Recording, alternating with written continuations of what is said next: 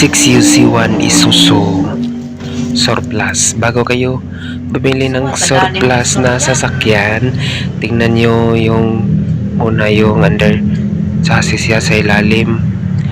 Yan, may kalawang na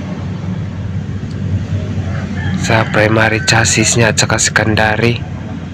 Yan, sa labas niyan parang bago tingnan kasi may pintura. Sa ilalim pala marami ng kalawang at malata na. Yan yung muna yung tingnan nyo pag bumili kayo ng surplus na sasakyan.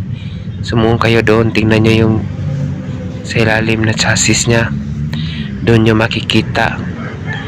Baka pag bili nyo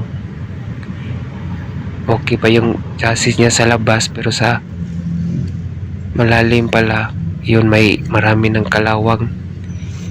Yan, dapat nyo yung tingnan kasi importante yung chassis na pagbibili tayo ng surplus.